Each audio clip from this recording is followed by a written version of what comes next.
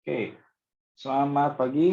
Kita ketemu lagi di kelas Project Risk and Quality Management di pertemuan keempat ya, di minggu keempat, di mana minggu keempat ini kita akan membahas proses selanjutnya ya, langkah selanjutnya dari manajemen risiko proyek ya, risk management project risk management, yaitu kita akan membahas ya bisa dikatakan dua langkah atau satu langkah gitu ya. Pada dasarnya langkah ini disebut adalah analisis risiko. Ya, analisis risiko dengan pendekatan kualitatif dan kuantitatif. Gitu. Ya.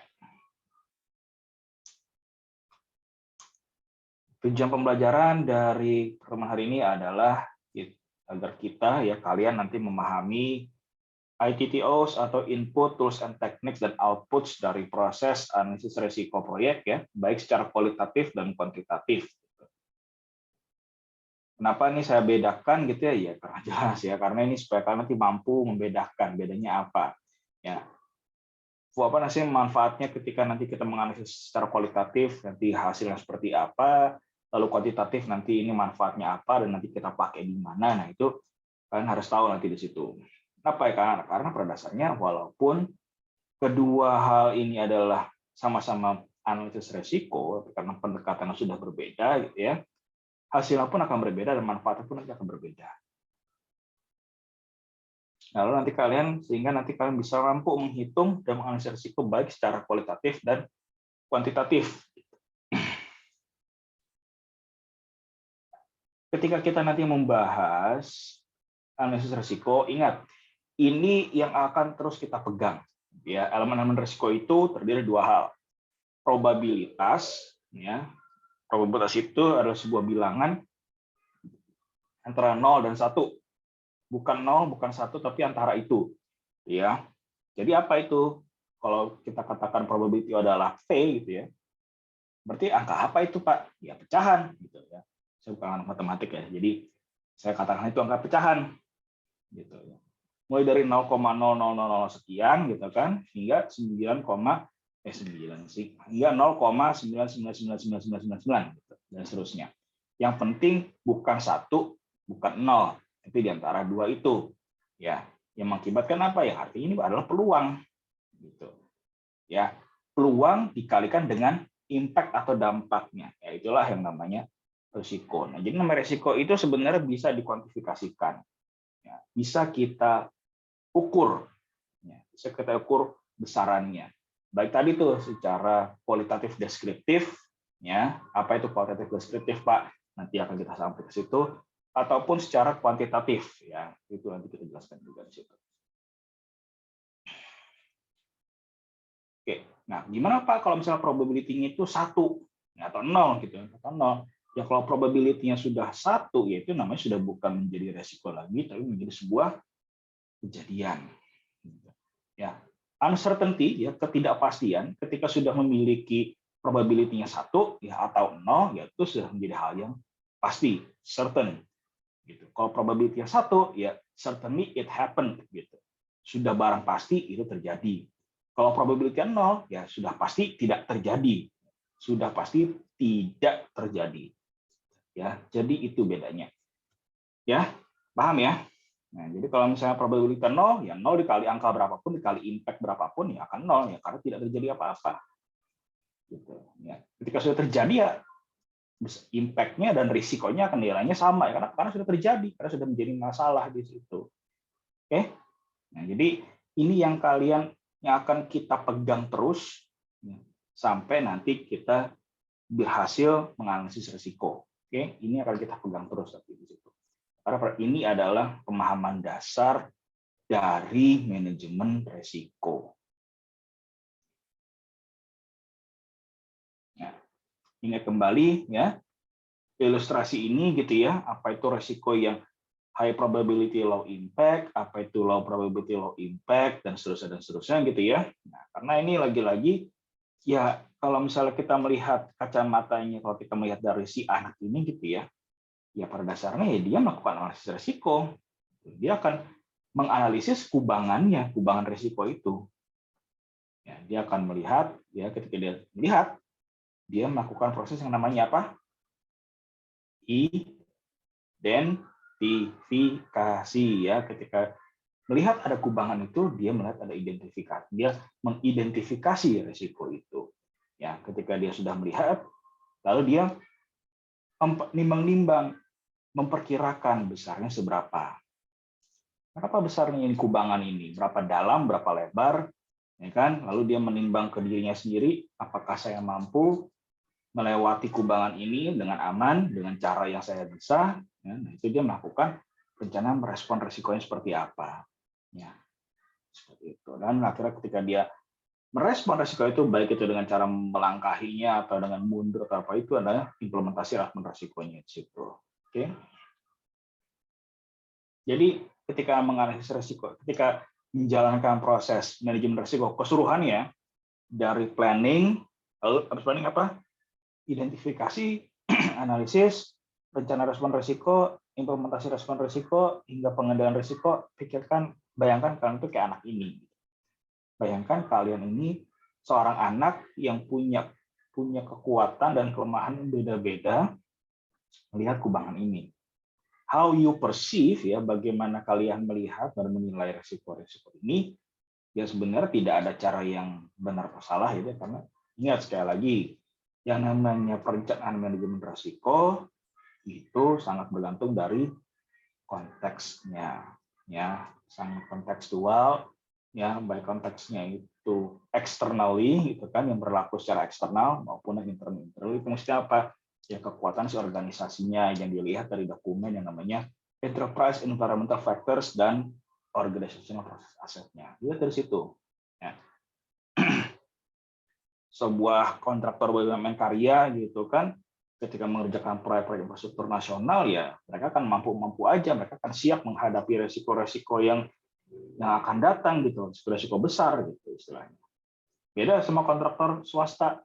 Kontraktor swasta ya pendanaannya modal dari mana ya? Dari ya didanai dari entitas swasta juga gitu istilahnya kan, yang istilahnya sangat bisa kehilangan, yang sangat apa istilahnya belum tentu siap mengalami kerugian. Kalau BUMN karya, kalau rugi ya dapat suntikan BUMN, ya suntikan dana dari negara, dari pajak rakyat gitu kan. Kalau BUMN karya kan seperti itu, ada penyertaan modal negara di situ. Jadi ya mau resikonya mau babak belur kayak gimana juga ya, asal secara fungsi masih berjalan gitu kan, ya masih bisa sehat gitu. Oke. Walaupun ya banyak sekarang BUMN yang mulai dinilai nggak sehat gitu kan, cuman itu cerita lain waktu lah ya.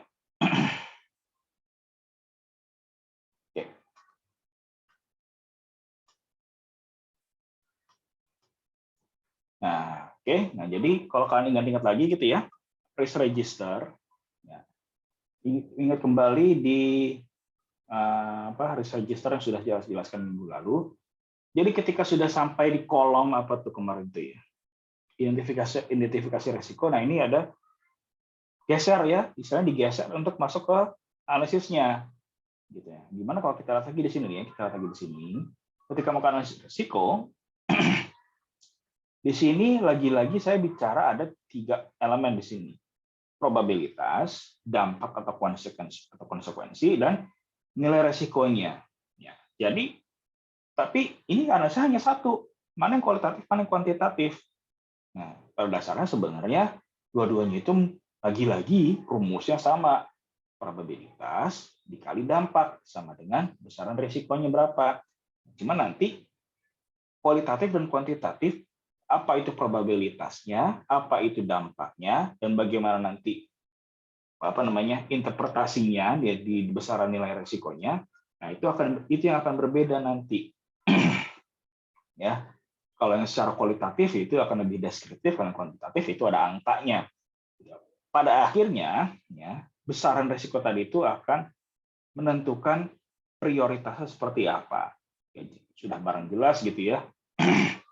Risiko-risiko yang besar itu harus menjadi prioritas nomor 1 gitu. Itu udah menjadi suatu common sense gitu ya, suatu akal sehat ya, penalaran yang lumrah harusnya. Cuman ingat, yang namanya semua resiko-resiko besar pun pada akhirnya harus di-ranking kembali. Nah, Bagaimana merankingnya, bagaimana mengurutkan, memprioritaskannya, itu balik lagi ke kebijakan organisasi dalam risk management plan seperti apa. Mana yang mau ditamakan dulu? Stakeholder siapa? Stakeholder yang mana harus diutamakan dulu? Kalau misalnya lebih mengutamakan pemegang saham, ya udah berarti resiko-resiko yang terkait dengan pemegang saham, gitu kan, baik yang bisa dipengaruhi dari pemegang saham atau yang mempengaruhi pemegang saham, ya itu yang diutamakan dulu. Kalau misalnya lebih mengutamakan proses produksi, ya berarti ya dan seterusnya dan seterusnya. Resiko-resiko yang mempengaruhi atau dipengaruhi terhadap proses produksinya. Gitu.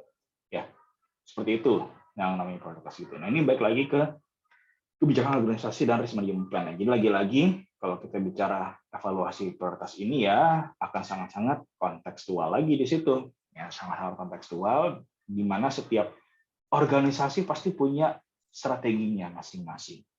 Kenapa? Karena setiap organisasi akan berbeda gitu kan. Karena diketuai misalnya dipegang sama orang-orang berbeda juga.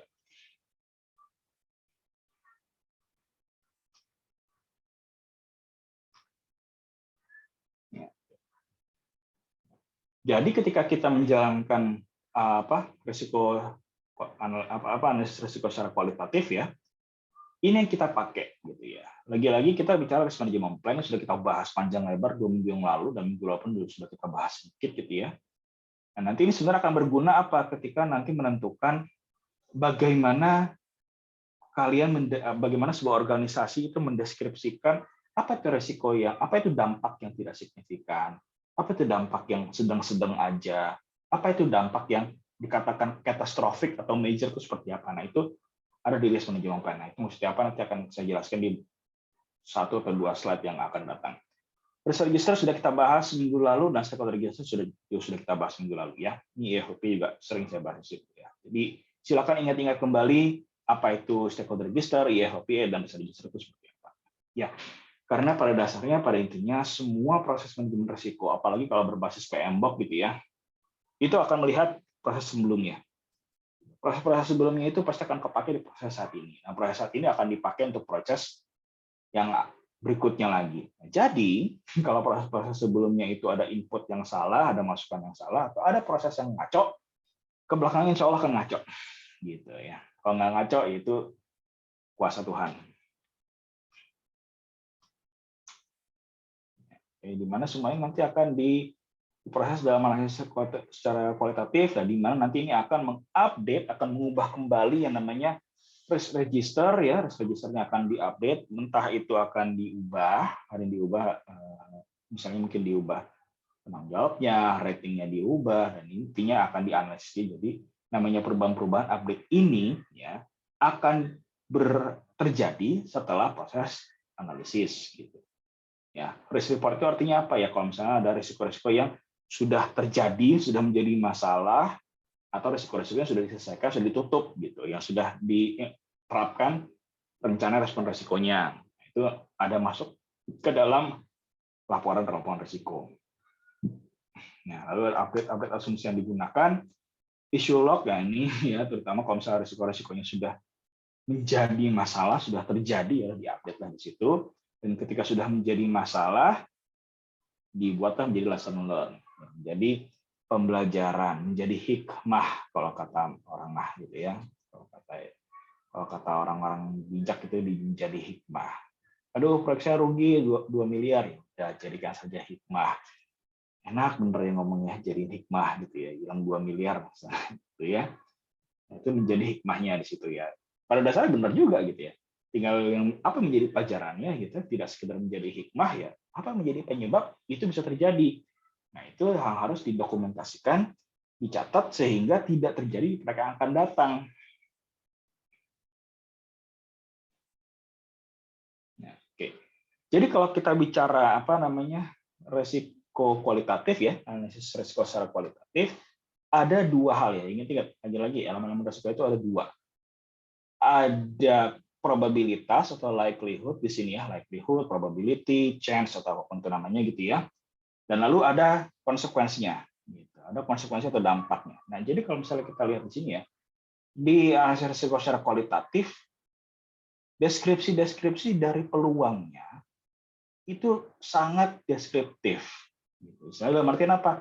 Nggak ada angka pasti.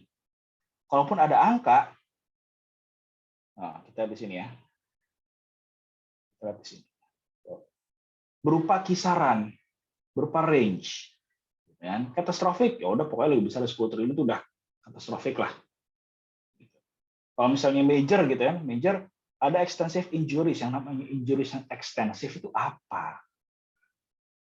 Oke, kita bahas satu ya. Misalnya gini, kalau misalnya dampak yang katastrofik gitu, ada kematian, berarti ini mungkin terkait sama K3 kali ya, ini terkait sama K3.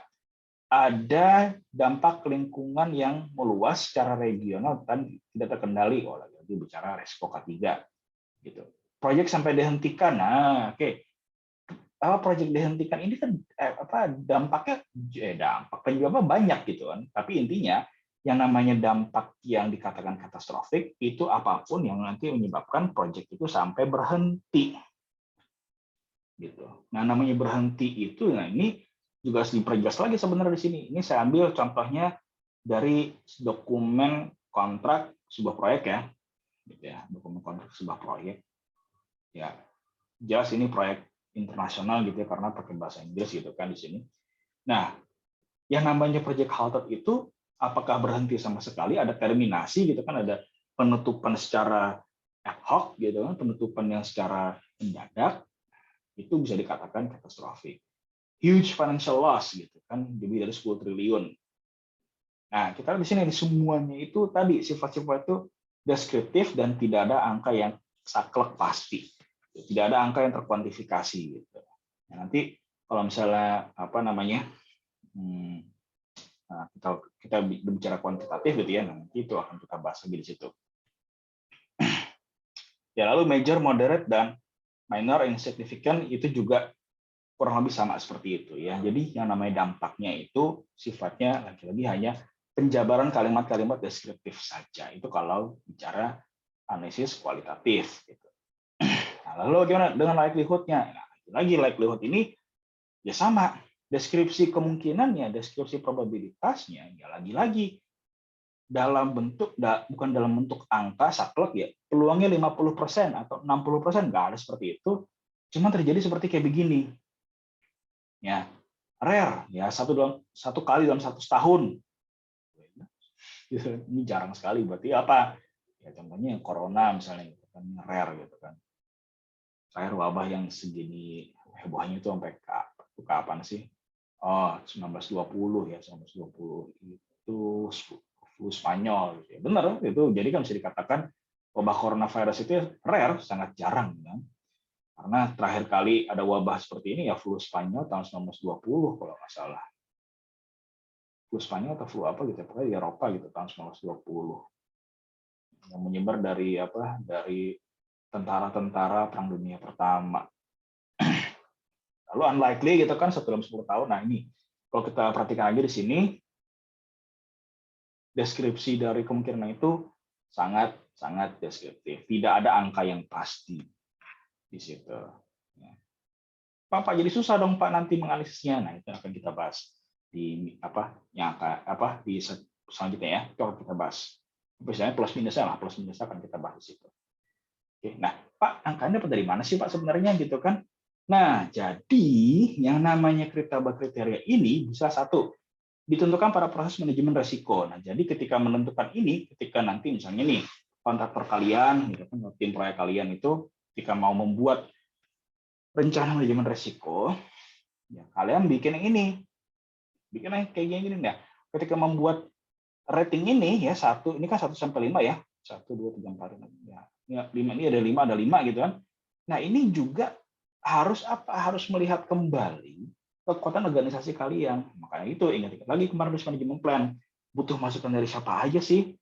Dari senior manajemen, ya kan manajemen senior, dari expert, dari tim proyek atau project manager dari proyek-proyek sebelumnya yang sejenis gitu kan. Nah, itu mereka akan sangat bisa membantu, bisa memberikan masukan-masukan yang sangat bermanfaat untuk menentukan tadi rating-rating dampak ini.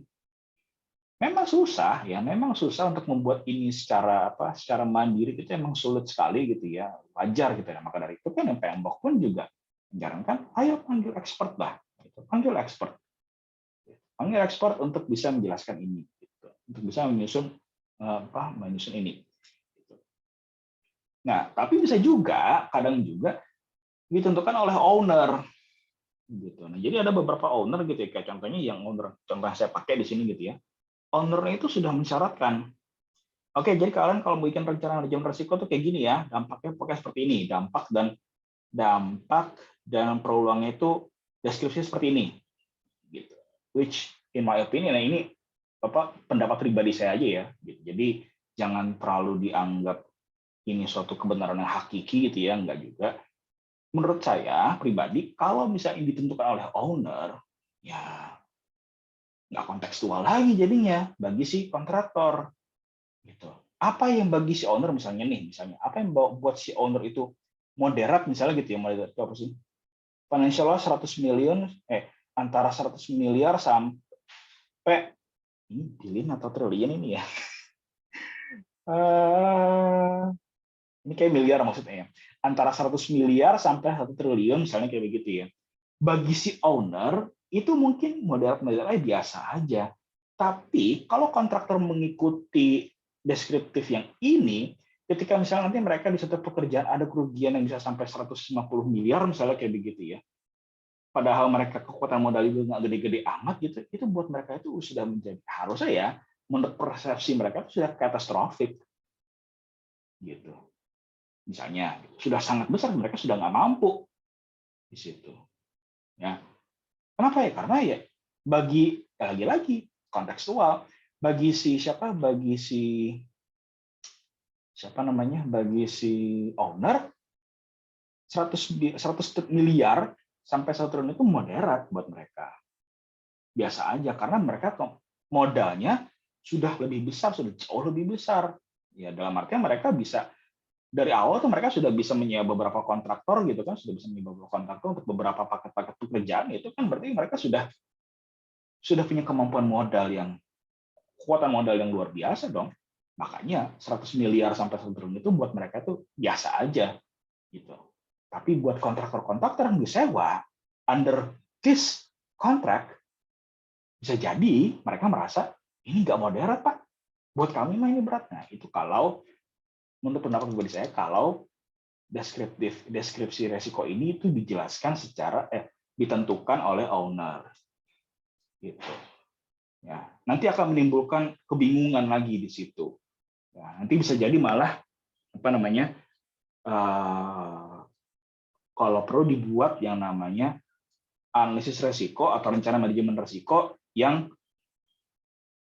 dua gitu, dibagi dua. Ada resiko-resiko untuk si owner, jadi kita juga menganalisis resiko-resikonya si owner gitu kan. Kita ya juga jadi konsultan selain untuk kontraktor gitu ya, kita menjadi konsultan manajemen resikonya si owner gitu kan.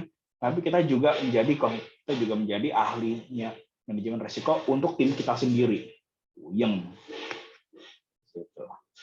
Nah, jadi ada internal risk analysis dan ada external risk register gitu. Ada risk register untuk internal gitu kan, di mana risk management plan-nya berbeda, sangat kontekstual untuk tim kita sendiri, untuk tim proyek kita sendiri. Lalu ada yang external risk register yang akan kita laporkan ke owner setiap bulan gitu, secara berkala gitu. Nah itu akan menimbulkan kebingungan di situ.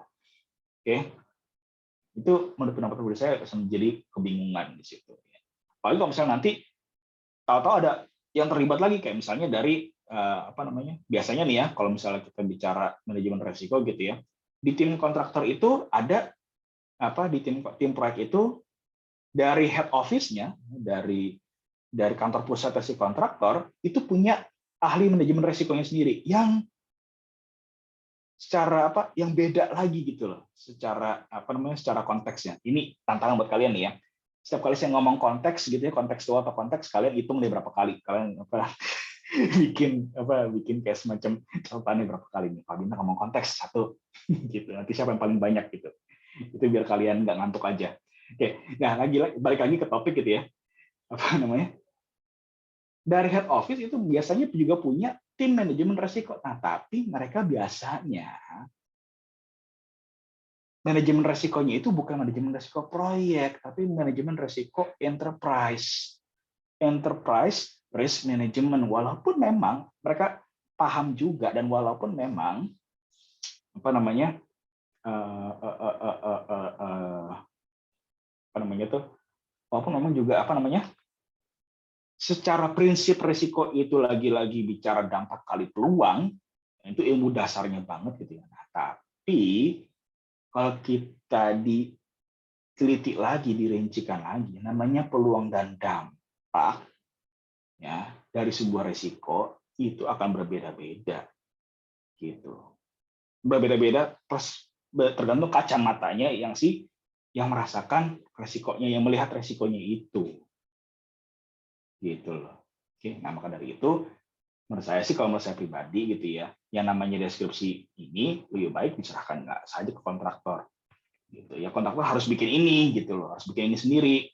Kalau misalnya mau melihat syarat dari owner silahkan, cuman jangan diikuti saklek kayak begini, ini jadi acuan saja gitu.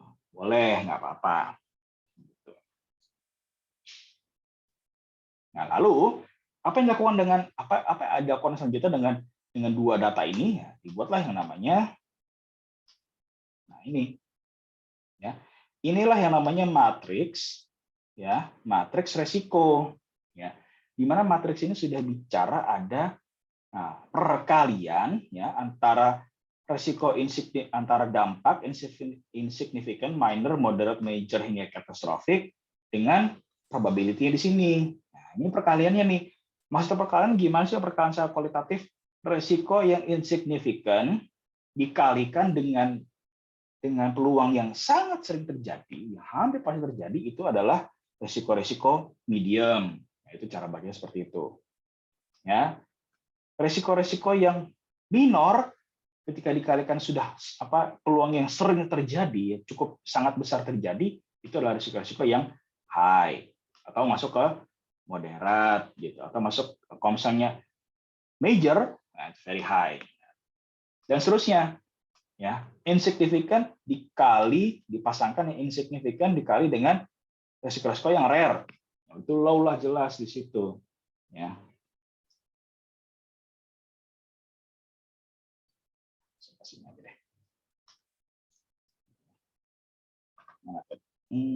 Nah ini resiko-resiko yang minor dikali misalnya resiko-resiko yang yang possible. Nah, berarti kita lihat teks ini nih, oh oke, ini medium, nah, sini lihatnya gitu ya. Ini very basic ya, qualitative resilience itu sangat basic di situ, qualitative analysis itu. Nah, contoh berikutnya nih, misalnya resiko-resiko yang, nah ini nih, ya gimana kalau misalnya dia dampaknya bisa dikatakan masuk ke kelompok major, tapi apa namanya, unlikely to occur, tapi bisa terjadi, oh agak jarang, oke berarti dia masuk ke medium di situ. Nah, begitulah cara melihatnya ya. Nah gitu cara melihat itu. Nah tabel ini ya lagi-lagi dibuat dalam tahapan proses perencanaan manajemen risiko. Ya, ingat yang nomor 1 kemarin tuh ya gitu. Nah karena apa ya, lagi-lagi apa namanya, penjabaran matriks ini yang mana yang ekstrim, mana yang very high, mana yang medium, mana yang low gitu kan. Itu untuk setiap proyek, setiap organisasi itu bisa beda-beda. Misalnya bisa jadi seperti ini ya. Untuk sebuah tim proyek yang risk appetite-nya itu rendah, dalam artian itu mereka tuh nggak berani, nggak nekat gitu misalnya. Bisa jadi ini resiko yang very high ini di sini nih. Bentar, saya ganti dulu. Bisa jadi untuk let's say untuk kontraktor atau tim proyek yang organisasi tim proyek yang risk appetite-nya rendah gitu, risk tolerance-nya juga rendah, dalam artian mereka itu nggak cukup siap ya, agak lemah menghadapi resiko gitu kan, yang takut-takutan. Bisa jadi yang perkalian mayor dengan almost certain itu nggak very high di sini. Bisa jadi ini juga ekstrim. Bisa aja.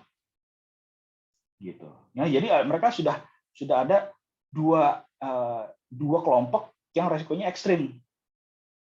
Pokoknya kalau misalnya resikonya mayor, yang nggak hanya katastrofik ya, di level mayor pun, tapi sering terjadi, itu udah menurut kami itu udah ekstrim. Udah pokoknya ini jangan sampai terjadi gitu. Kalau misalnya ini sampai terjadi ya kita akan entah itu responnya seperti apa ya, responnya itu akan kita nanti akan kita bahas minggu depan.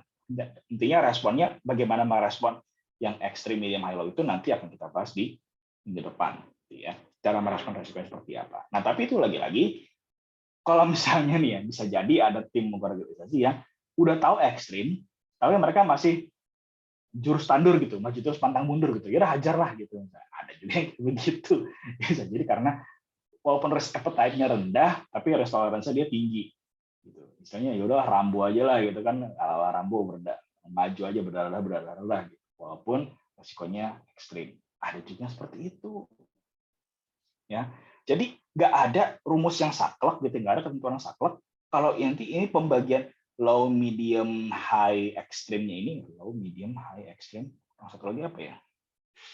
Oh, very high gitu ya. Low, medium, high, very high, ekstrim. Ini bisa beda-beda.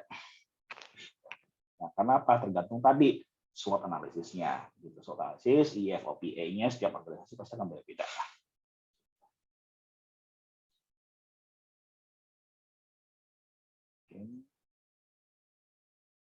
Nah, jadi yang tadi tuh ya, ini salah satu parameter juga. Ini salah satu parameter untuk menentukan tadi menentukan dampaknya itu, dampak atau menentukan besaran resikonya tadi itu ya. Ini jadi pertimbangan juga di sini. Istilahnya salah satu deskripsinya lain lah, salah satu deskripsinya untuk tadi menentukan apakah itu resiko itu masuk ke very high, ekstrim atau ratingnya seperti apa. Ingat, ya, jadi ada resiko-resiko yang urgent atau enggak di sini. Ada urgensinya. Urgensi setiap resiko itu bisa beda-beda. Dalam artian apa ya? Kalau misalnya ini udah makin deket nih gitu kan, istilahnya bentar lagi ini bisa terjadi nih ya, itu tingkat urgensi udah makin rendah. Tugasnya Pak Bintang besok lah deadline nih, ini udah urgent banget, nggak bisa ditinggal. Nah, seperti itu misalnya gitu. Kalau misalnya sampai ditinggal, udah nilai kita berkurang. Nah, tuh jadi kayak begitu tuh. Ya itu kalau kita bicara urgency. Lalu proximity, dengan nah proximity itu apa bedanya apa sama urgency? Proximity itu bedanya adalah kalau itu dampaknya itu berdekatan. Contohnya kayak gimana sih? Coba jangkauan sumber resiko mungkin. Ada dua resiko, gitu. Ada dua resiko yang berbeda. Ya, tapi kalau misalnya sampai terjadi dampaknya itu bisa terjadi dalam waktu yang berdekatan, hampir berbarengan. Gitu. Ya, kayak misalnya apa? Keterlambatan material, misalnya. Material yang terlambat. Dampaknya apa sih? Delay, jelas kan? Dampaknya apa? Keterlambatan memulai. Gitu. Nah, kalau misalnya nih materialnya datangnya terlambat, tapi untungnya ya, untungnya alat beratnya juga datangnya terlambat, gitu. Datangnya juga dilambat-lambatin lah gitu, sehingga mereka datangnya bisa bareng. Itu proximity jadi dekat. Dalam artian apa? Dampak delay-nya, ya, dampak biayanya, ya. Secara delay, oke, delay itu udah pasti akan makin besar. Nah, tapi akan lebih buruk masalahnya di sini kalau misalnya nih materialnya datangnya terlambat, tapi alatnya datang duluan. Begitu alat berat masuk ke lapangan, itu argonya jalan. Itu argonya langsung jalan di situ. Ya, udah bayar uang mobilisasi gitu kan istilahnya, masuk, itu argonya jalan. Nah, tapi begitu argo jalan, karena materialnya belum datang, ya nggak ada yang dikerjain. Ya, argo jalan tapi nggak ada produksi. Tuh, kalau kita bicara proximity-nya di situ. Ya, antara dampak terhadap biaya dan waktunya itu berdekatan. Makanya kalau misalnya strateginya adalah sebisa mungkin ketika proses pengadaannya, baik itu material maupun barang, kok bisa datangnya bareng. Atau material sebisa mungkin datang duluan. Supaya apa? Supaya begitu material sudah tersedia, alat beratnya datang, ya udah, tinggal dikerjakan. Kalau misalnya sampai kalau misalnya material yang datang, kan itu nggak ada ongkos mobilisasi, gitu, nggak ada argonya, berapa karung sak semen itu nggak ada argonya. Mungkin mereka datang, gitu. Nah, tinggal masalahnya gimana cara menyimpannya di situ. Nah, cara penyimpanan material itu ada mengandung resikonya apa? Resiko ada dormansinya di situ. Gitu. Ini ada resiko yang mungkin ya tidur, dorman itu tidur. Kalau bahasa Indonesia dormance itu tidur. Kalau sebuah material disimpannya sembarangan, apalagi semen gitu ya, misalnya sak-sak semen itu, disimpan di tempat yang lembab, gentengnya bocor, genteng gudangnya bocor, itu lama-lama bisa keras dan nggak akan bisa dipakai. Akhirnya terjadilah namanya limbah. Itu limbah-limbah material. Nggak bisa dipakai, uang udah keluar, terjadi limbah padat pula. Tuh. Itu namanya resiko-resiko yang dormant, yang tidur di situ. Ya. Atau enggak genset yang tidak dirawat. Ya. Genset diesel gitu, genset diesel nggak dirawat. Ada resiko yang dormant yang tidur di situ. Apa? Nggak dirawat, kebocoran oli, ya, akhirnya olinya mencemar lingkungan dan lain-lainnya di situ. Oke, manageability, kemudahan mengelola risiko, ya, jadi risiko ini gampang dikelola, gampang dimanage apa enggak, bisa gampang dicegah atau enggak, lalu controllability. Nah ini kalau misalnya risiko sudah menjadi masalah, sudah terjadi, nah itu bisa nggak dikendalikan dengan mudah. Lanjutannya, nah lalu ada detectability. Risiko itu bisa nggak sih, gampang nggak sih dideteksi, misalnya kayak begitu. Nah ini istilahnya resiko-resiko ya, apalagi kalau resiko-resikonya istilahnya itu black swan, angsa hitam. Kayak contohnya apa? Nggak ada dulu tuh yang bisa memperkirakan dampak dari pandemi ini tuh bisa sampai seheboh ini, sampai mengganggu industri, sangat mengganggu industri, termasuk industri konstruksi juga di situ. Ya, itu nggak ada yang bisa mendeteksi karena saking sulit dideteksi. Kenapa? Karena ya kita semua manusia itu nggak ada yang tahu ini seperti apa. Ya, apalagi ya dengan adanya apa, banyak kayak informasi-informasi yang entah sengaja ditahan-tahan karena tujuan apa saya nggak tahu gitu kan, banyak informasi yang ditahan-tahan ya entah tujuannya apa gitu kan, sehingga tapi malah itu malah menyulitkan gitu loh. Ya, ketidaktransparan informasi ini malah menjadi menyulitkan juga gitu untuk bagaimana kita meresponnya. Ya, nah jadi detectability juga seperti itu. Resiko-resiko yang sebenarnya tuh kayak sulit dideteksi lah. Ya, entah karena memang sangat jarang atau justru karena kita itu mungkin menggunakan teknologi baru, misalnya kayak begituan, yang kita sama-sama belum tahu bagaimana metode teknologi baru ini behaving-nya seperti apa. Jadi kita nggak tahu nih apa yang akan kita hadapi. Lalu connectivity ya, ini ya, efek domino nih, hati-hati nih, efek domino. Yang kita ada seperti contohnya tuh, ada resiko-resiko yang tadi proximity-nya dekat banget, sehingga begitu satu risiko menjadi masalah, akan membuat risiko yang berikutnya menjadi masalah. Gitu, ada konektivitasnya. Nah, ini biasanya terjadi kalau misalnya aktivitas yang berada dalam satu jalur kritis biasanya. Itu kan sudah jelas gitu ya. Yang namanya jalur kritis kan saling terhubung ya, saling terkoneksi ya, saling terhubung. Ketika ada satu resiko terjadi di satu aktivitas kritis, mempengaruhi aktivitas lainnya sehingga akhirnya merembet kemana-mana lah. Ya, kayak contohnya pembebasan lahan terlambat, dampaknya apa? Ya udah, waktu mulai proyeknya terlambat, waktu mulai aktivitasnya terlambat. Utilitas belum bebas, nggak bisa bangun di atas utilitas yang berjalan, terhambat pemindahan utilitasnya. Risiko berikutnya apa? Ada dua kemungkinan, dua pilihan di situ. Ubah desain, ya. Ini akan sangat makan waktu dan makan biaya lagi, dan sudah jelas akan memperlambat dan memulai proyeknya terlambat juga di situ. Sehingga nggak bisa mulai bekerja sebelum ada desain yang fix. Atau nunggu sampai yang punya utilitasnya mau memindahkan. Nah itu balik lagi, itu resiko-resiko eksternal, resiko-resiko yang datangnya dari pihak ketiga. Pihak ketiganya mau nggak diajak kerjasama? Nah, stakeholder-nya itu stakeholder yang mana? Stakeholder yang promoter kah atau yang laten? Nah kalau yang laten dia bodo amat sama proyek kita. Ya udah, pokoknya gue nggak mau utilitas gue, barang gue diganggu, mau lu rugi mau lu untung, bodo amat gue mah. Pokoknya itu nggak boleh diganggu. Ada yang kayak begitu, hati-hati yang kayak begitu. Misalnya rese lah gitu kan, stakeholder laten yang rese. Nah itu bisa kemana-mana itu. Nah, lalu resiko yang punya dampak strategis. Gitu. Nah, ini biasanya resiko-resikonya itu dikategorikannya bukan resiko aktivitas lagi, tapi resiko project. Jadi resikonya itu sudah berdampaknya itu nggak hanya ke aktivitas, tapi resiko itu ke sebuah project as a whole. Di mana project ini, ya, resiko project secara keseluruhan ini punya dampak besar terhadap tujuan strategis si organisasi, si induk organisasinya. Ya biasanya proyek-proyek apa?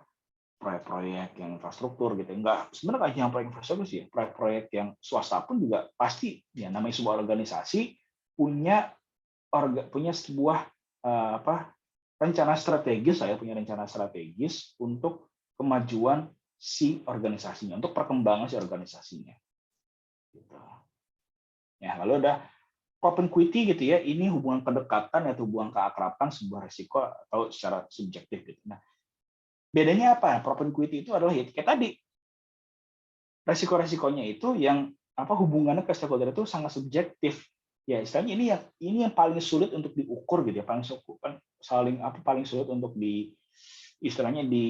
diestimasi atau diukur atau dianalisis karena apa? Sifatnya sangat subjektif. Kayak misalnya tiba-tiba dalam satu proyek gitu kan, ada proyek gedung gitu kan atau apartemen di jalan gitu kan, tahu-tahu si owner pengen di stop aja, enggak, saya mau di stop. Kenapa? Pengen aja, nggak mau. Pokoknya saya nggak mau ini proyek jalan. Nah terus gimana Pak? Nanti para pemegang saham kita pada marah, konsumen kita juga pada protes segala macam. Ya udah balikin duitnya, saya nggak peduli. Proyeknya harus berhenti. Atas dasar apa Pak? Pengennya aja. Nah itu yang subjektif kayak begitu tuh. Ya kan? Itu resiko-resiko yang sifatnya subjektif. Nah, ini yang juga mesti kita waspadai juga kayak begitu. Ini ya misalnya ya udah sangat mut-mutan lah kayak gini gitu ya.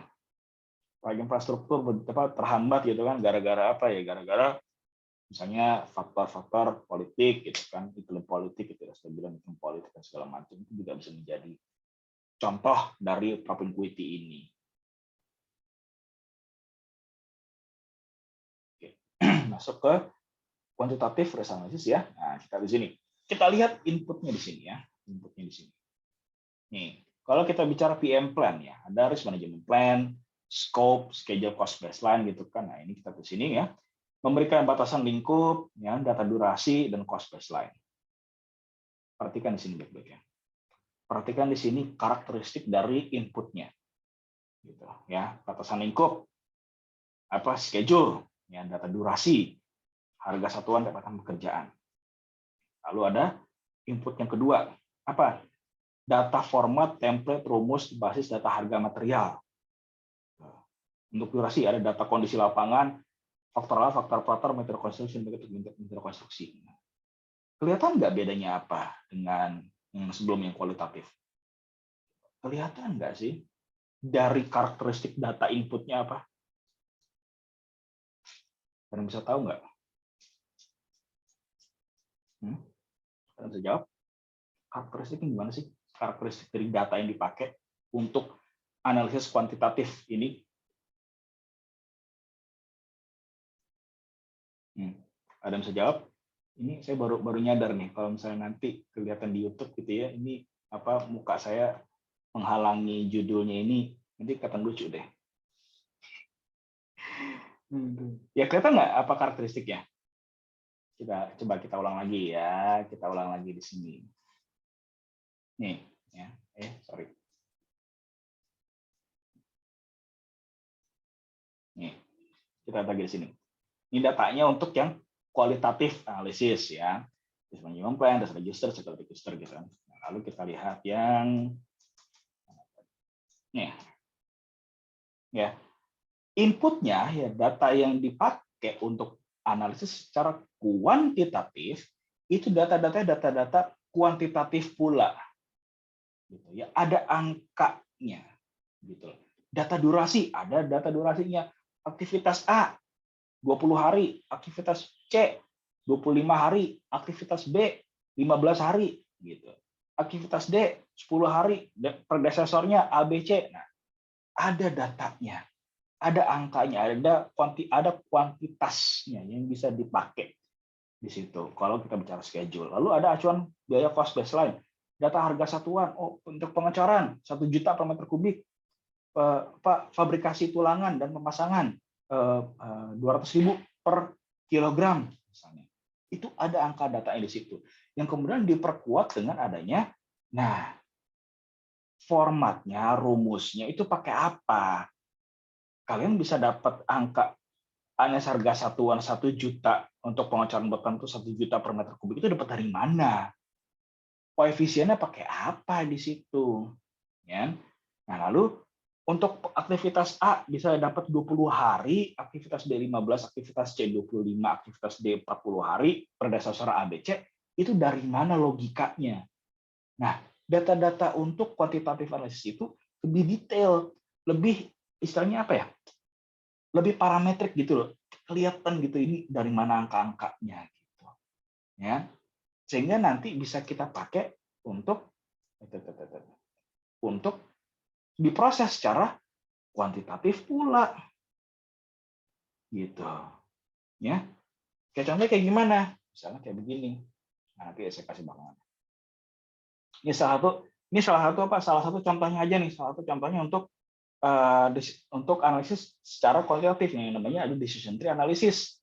Ini salah satu toolsnya nih ya, salah satu toolsnya atau tekniknya untuk menghitung risiko secara kuantitatif, yaitu decision tree. Yaitu apa, ini metode estimasinya digunakan untuk pengambilan keputusan yang menggunakan kuantitas risiko dari 2 atau lebih pilihan. Nah, kenapa? Karena pada dasarnya setiap keputusan itu akan ada konsekuensinya, ada risikonya di balik setiap pengambilan keputusan. Nah, decision tree ini mengkuantifikasikan risiko-risiko dari setiap pilihan sehingga nanti kita bisa lihat risiko mana yang dikatakan paling aman gitu. Contohnya nih ya, perhatikan nih, ya, perhatikan baik-baik. Mungkin saya akan ngeluarin ini di ujian nih. Ya. Perhatikan baik-baik. Ini saya yakin kalau misalnya saya ngomong kayak gini, video ini nanti view-nya akan paling tinggi sendiri nih. Kayak kayak scheduling kemarin ketika bicara network diagram, itu view-nya paling gede all time. Nah, ini kalau misalnya saya udah bicara hitungan, kemungkinan ini juga akan nomor 2 nih kemungkinan ya. Nah, ini contohnya aja nih, ini contohnya. Misalnya kayak gini, untuk aktivitas fondasi dalam. Jadi dalam decision tree itu sebelumnya, dalam decision tree, ya, analisis decision tree ini ada 3 nodal, ya, ada semacam 3 nodes atau nodal yang harus kita perhatikan baik-baik. Ada decision node, ya, ada change node, ada end of branch, ya. Nah, ketika membuat fondasi dalam, ya, fondasi dalam itu ada banyak metodenya. Nah, ketika kita dihadapi sebuah pilihan, nah, kita buatlah yang namanya nodal keputusan, decision node, di mana di belakangnya, sebelah kanan atau di belakang nodal decision itu ada 2 pilihan. Ada 2 pilihan, yaitu untuk kita menggunakan metode tiang pancang atau bore pile. Oke, untuk tiang pancang itu biayanya itu 10 million US dollar, 10 juta dolar. Untuk bore pile 14 juta US dollar. Itu buat contoh aja. Untuk satu contoh aja saya akan menganalisis hanya salah satu ya, hanya tiang pancang aja yang saya analisis gitu ya. Untuk sekedar ngasih contoh aja. Nah, bore pile gitu kan, ngasih untuk bore pile ya adalah kita anggap udah 14 juta itu udah fix gitu. Nah, sehingga nanti di end of branch di bore pile itu ada segitiga ini, ada akhir dari cabangnya yaitu adalah 14 juta. Nah, jadi nilai value dari pilihan tiang bor itu adalah 14 juta dolar. Kita simpan di situ ya. Kita ingat-ingat. Kita simpan, kita catat. Nah, untuk tiang pancang, nah, ada risiko-risikonya untuk pengambilan keputusan tiang pancang, untuk menggunakan tiang pancang, ada chance, ada risiko di situ. Ya, ada 80% of chance, 80% of chance ya, kemungkinan 80% tiang pancang itu sudah langsung mencapai kedalaman desain. Nah, yang namanya peluang, ya tadi saya katakan, ini kan 80% berupa apa sih? Pecahan kan ya. Ini kan pada dasarnya berapa sih 80% itu kalau dibilang desimalnya? Berapa? Ini matematika SMP ini, ayo. Berapa 80% itu? Ya, 80/10, 0,8, betul. 4/5, nah itu 4/5 lah gitu kan. 4/5 juga bisa di situ. Nah, dari 80% itu, berarti kan sisanya nih untuk mencapai angka 100% berarti berapa sisanya? 20%. Misalnya kayak begini, misalnya ini kayak apa? Kayak mata uang lah ya, kayak mata uang aja. Ada dua kemungkinan. Kalau salah satu kemungkinan itu 80%, sisanya ada 100 kurang 80 itu 20%. Nah, berarti ada kemungkinan 20% tidak mencapai kedalaman desain. Pak, berarti mungkin nggak sih Pak kalau misalnya ini cabangnya ini dari change rate ini lebih dari 2? Bisa banget. Ya, bisa banget. Jadi misalnya dari 4 itu atau dari 3 gitu, ada misalnya satu peluang lagi, peluangnya 10%, nah berarti 10% itu akan mengambil dari sini atau dari sini gitu. Entah mungkin 70, 10, 20 atau enggak 80, 10, 10. Nah, itu. Atau 85, 5, 25 gitu misalnya. Enggak ya. 85, 5, 15 misalnya itu juga kayak begitu ya. Cuman saya nggak akan ngambil banyak-banyak lah, nanti pusing kalian di situ ya. Nah, oke. Untuk contoh aja jangan pusing-pusing gitu. Tapi untuk ujian harus pusing. Oke, nah jadi 20%, 80% di situ. Apabila 80% ini yang terjadi, nah apabila 80% ini yang terjadi, ya maka nggak ada biaya tambahan lagi. Nggak ada biaya tambahan, nggak ada pembengkakan biaya. Udah, pembengkakan biayanya sebesar 0 million, berarti nggak ada nambah-nambah lagi. Sehingga oke, ini kita tutup ya. Sehingga nilai dari tiang pancang apabila mencapai kedalaman desain tetap 10 million, tetap 10 juta US dollar. Nah, ini kalau kemungkinan terbaiknya, best case scenario-nya. Nah, sekarang kita hitung kemungkinan jeleknya seperti apa deh.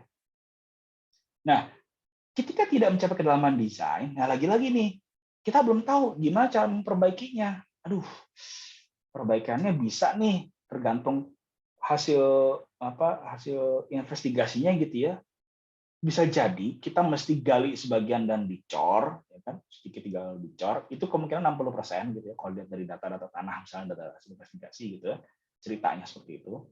Gali sebagian dan dicor, atau bisa jadi worst case scenario-nya 40% bongkar semua. Udah bongkar semua lalu ganti metode gitu.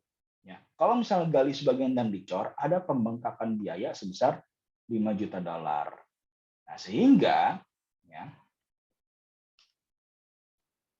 jalur yang ini, jalur yang ini, yang hijau nih ya, saya kasih angka hijau nih, ya, itu nilainya value-nya adalah 15 million, 10 ditambah 5 gitu. Ya, 15 million. Ini value-nya, monetary value-nya sebesar 15 million seperti itu. Kalau misalnya mesti bongkar semua gimana? Ya, pembongkarannya aja udah nambah 1 million, ditambah ada harus pakai borpal, akhirnya ditambah 14 million, akhirnya totalnya jadi untuk yang ini ya, pilihan yang ini, kemungkinan yang ini ya, value-nya adalah 25 million, 10 tambah 1 11 tambah 14 sehingga jadilah 25 million di situ. Oke. Nah, ini adalah value hasil dari setiap noda, setiap dari cabang-cabangnya. Itu kita lihat semua. Jadi ini ini angka-angka di sini adalah perkiraan estimasi dari dampak dari setiap kemungkinan yang ada. Ya. Dampak dari setiap kemungkinan yang ada. Dua kata ini akan sering kalian dengar ketika bicara resiko. Ini apa? Peluang. Ya kan? Ini peluang nih. Ya, angka ini apa nih? Peluang. Ya, ini probabilitas atau peluang di sini. Ya, pokoknya angka-angka persentase ini adalah kemungkinan atau peluangnya. Ini adalah dampaknya. Nah, lalu apa yang selanjutnya yang kita lakukan? Ya, kita mencari besaran dampak, besaran resikonya seberapa jadinya. Nah, kita hitunglah di sini. ada namanya EMV atau expected monetary value. EMV itu adalah expected monetary value. Di mana pada dasarnya itu adalah dampak, lagi-lagi dampak dikali peluang.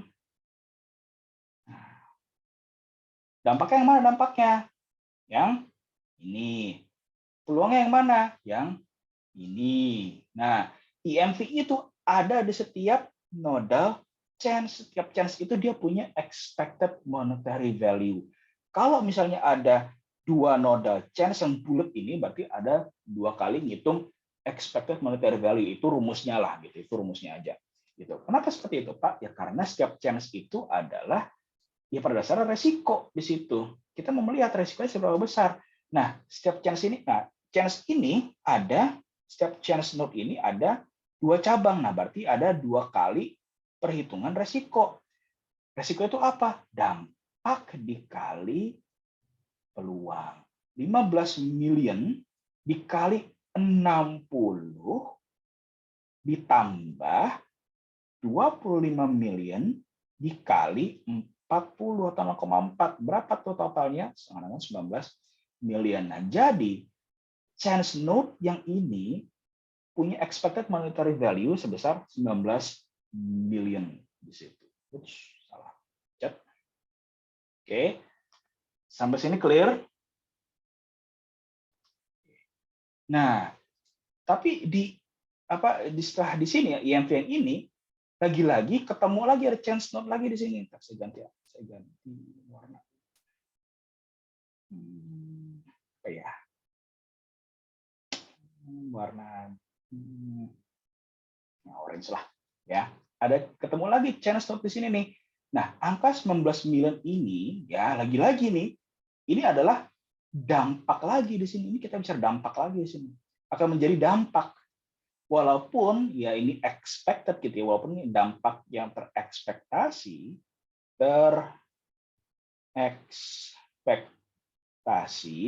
karena dia pada dasar adalah hasil dari chance node ini ya. Still nonetheless itu adalah dampak di balik si modal yang berikut ini. Nah, maka dari itu dampak ini dikalikan lagi dengan angka 20% ini. Nah, kemudian akan dijumlahkan dengan dampak kali peluang yang ini.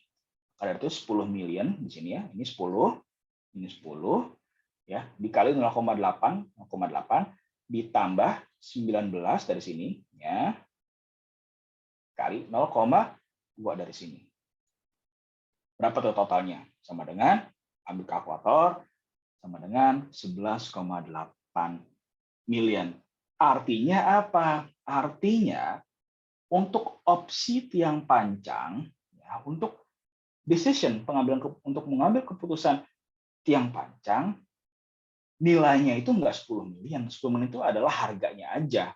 Tapi kalau dihitung semua risiko yang akan bisa terjadi ketika kita mengambil keputusan tiang panjang, ada value sebesar 11,8 million. Ada perbedaan, ada selisih sebesar 1,8 million. Yang ini artinya apa? Bisa jadi ini dijadikan dana cadangan untuk aktivitas tiang panjang di situ. Oke. Nah, dibandingkan sama borpalnya itu. Sampai sini clear?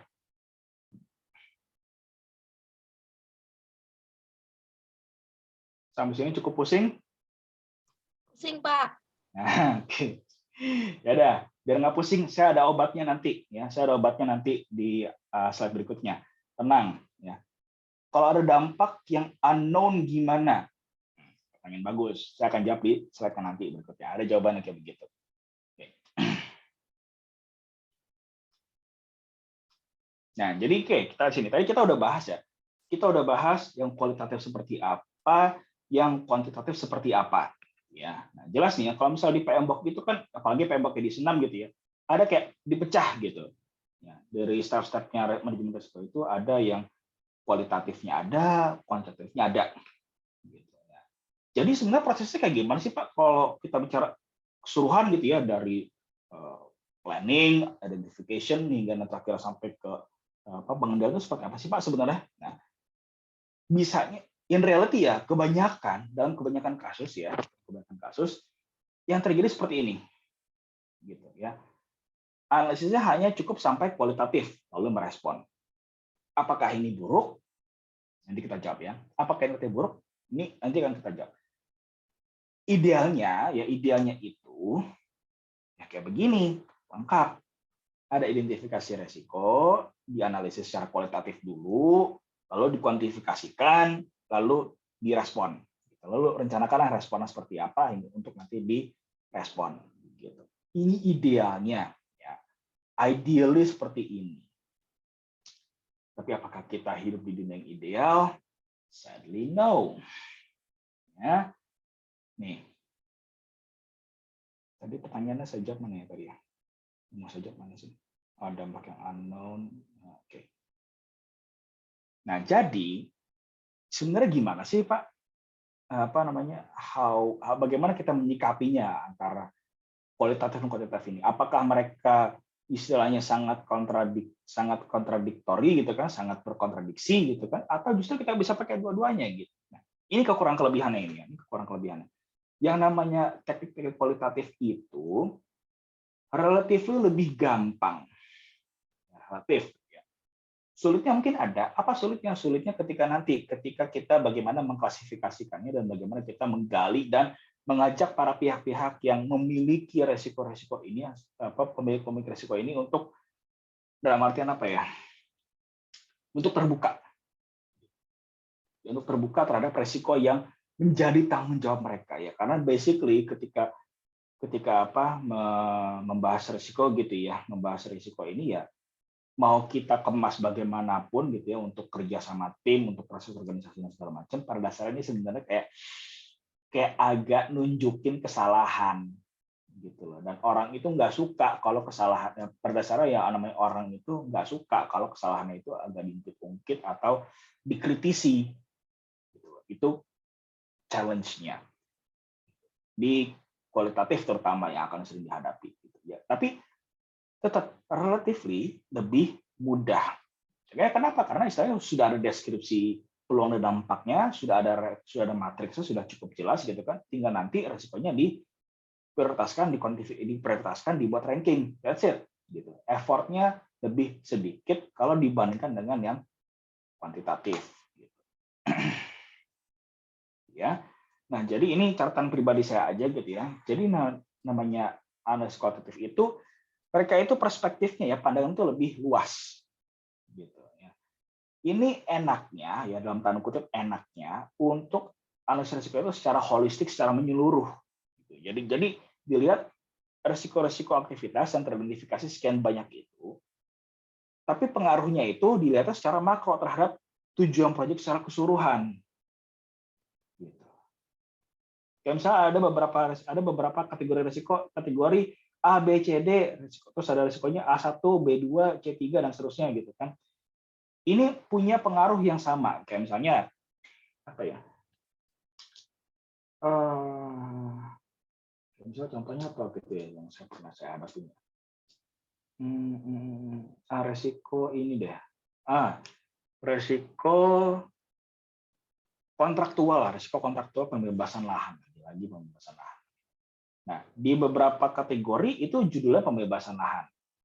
Tapi di kategori yang lain ada satu resiko lagi yang namanya akses terhadap area pekerjaan. Yang sebenarnya itu terpengaruh ke pembebasan lahan atau pembebasan utilitas. Itu dua resiko yang berbeda di situ. Tapi pada intinya ketiga resiko ini, pembebasan lahan terlambat, pemindahan utilitas terlambat, tidak memiliki akses terhadap area pekerjaan, pada dasarnya ini risiko yang sama, mirip gitu loh, mirip-mirip sebenarnya, dan memberikan dampaknya sama juga. Apa dampaknya sama? Keterlambatan project as a whole, delay in project activity as a whole sebagai keseluruhannya gitu.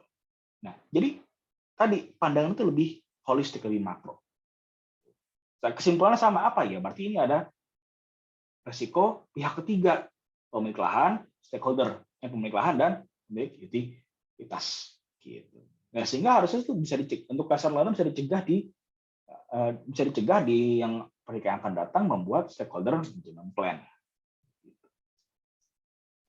Nah, sedangkan kalau kuantitatif ini yang lebih ribet, ya. Kalau misalnya tadi kalian lihat ya, ini jujur aja gitu ya. Kalau tadi kalian udah lihat gitu ya, beda kualitatif dan kuantitatif. Begitu saya tanya, udah pusing belum? Pusing Pak, ketika sudah bicara apa? Kuantitatif. Kalau kuantitatif gampang, tinggal pasang-pasangin aja. Oh ini gede, oh ini kecil, pasangin cat, udah jadi. Kuantitatif butuh usaha yang lebih ekstra, gitu. Ya, kenapa ya? Karena mereka itu bisa menunjukkan resiko di setiap aktivitas-aktivitas yang secara lebih detail.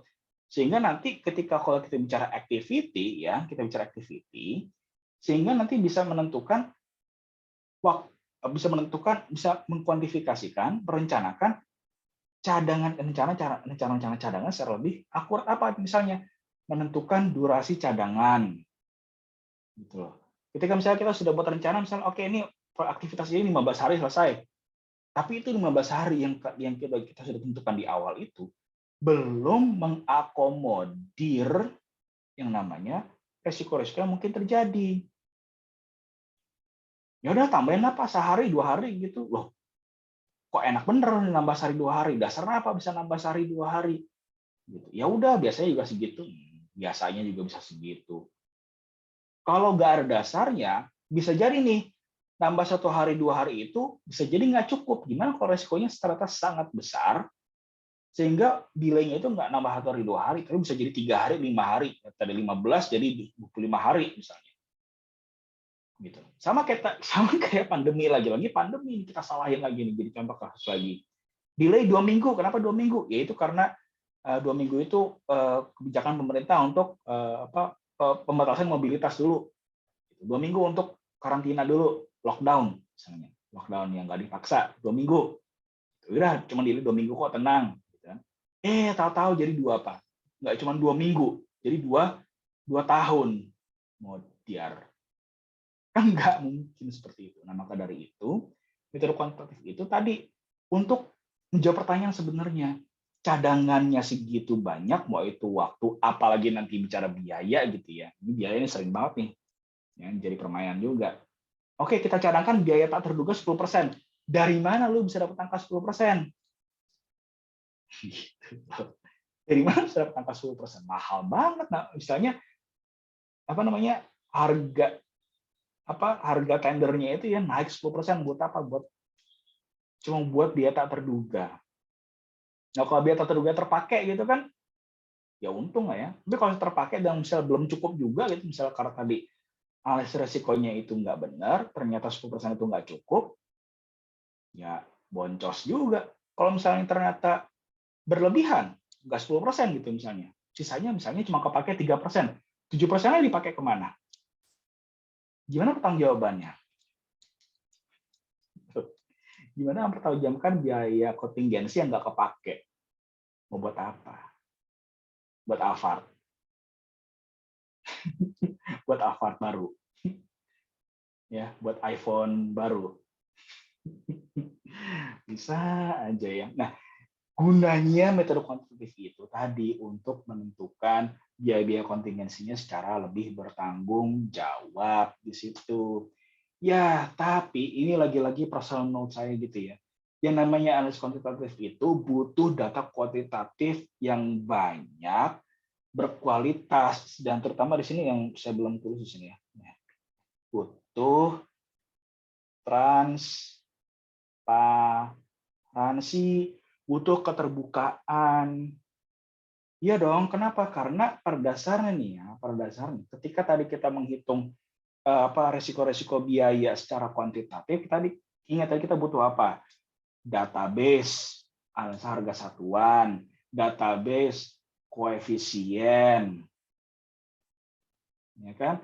Kalau ini nggak bisa kita dapatkan, niscaya nggak akan bisa menganalisis secara kuantitatif.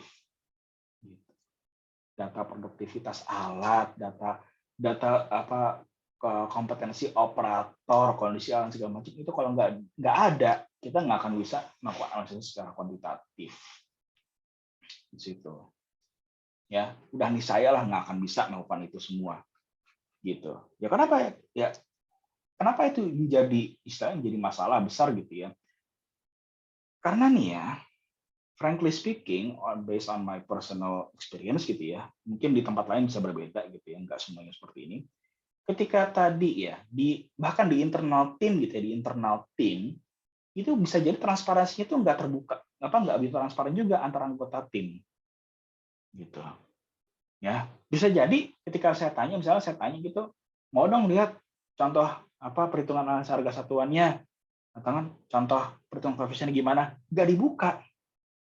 Jadi keterbukaan data ini pun ya nggak hanya dihadapi sama anak magang gitu ya, anak magang kemarin yang emang nggak dibuka datanya semua karena wajar masih magang gitu istilahnya gitu kan. Nah, emang kalau misalnya di tim internal aja nggak bisa terbuka gitu kan ya jangan harap bisa melakukan analisis kuantitatif di situ. Nah, kenapa ya? Karena kita nggak tahu asumsi apa yang dipakai ketika menentukan koefisiennya produktivitas satu sebesar sekian 0,00 sekian itu dari mana dasarnya? Ya kita nggak bisa menimbang itu. Dari mana kok harga satuannya bisa ketemu angka segini? Emang penawaran dari si vendornya berapa ratus ribu sih? Ya kan? Kalau misalnya vendornya memberikan harga mereka segini, kita tawar sekian, dapat diskon 20%. Nah, kita bayarnya full atau tetap masih ada diskonnya? Atau jangan-jangan diskonnya itu masuk ke kantong pribadi? Ya kan? Jadi komisi gitu. Ya. Nah, ini kita nggak tahu semua di situ. Lagi-lagi ketika butuh kuantitatif itu nggak butuh data yang banyak berkualitas, tapi juga transparan. Gitu. Nah, jadi kalau kita bicara manajemen risiko proyek, itu nggak bisa dihandle oleh satu orang saja.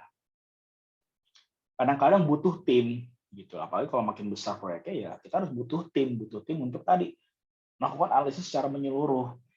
Dan jangan dilakukan di tengah-tengah proyek.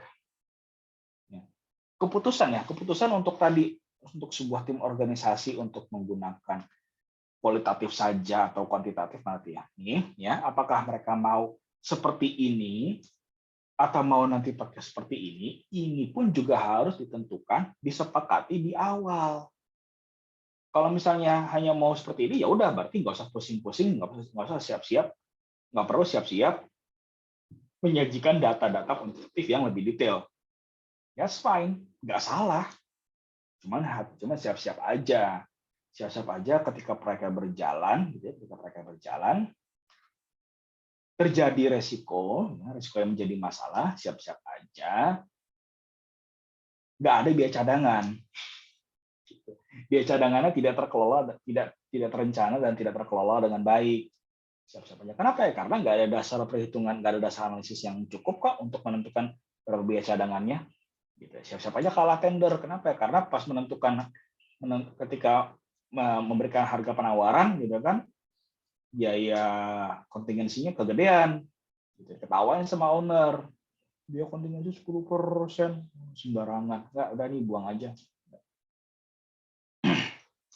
Nah, kalau misalnya mau buatnya seperti ini, ada siap-siap aja, ada transparansi data, siap-siap aja meng-hire tim yang khusus, mengadakan tim sumber daya manusia yang khusus untuk menganalisis secara menyeluruh, secara mendetail, supaya semua rencana-rencananya, ya semua rencana baik itu rencana biaya, rencana schedule, durasi dan quality dan segala macam itu lebih fine tuning gitu. Istilahnya pengaturan itu lebih makin halus gitu, makin tajam lagi di situ. Cuman ini butuh effort yang luar biasa.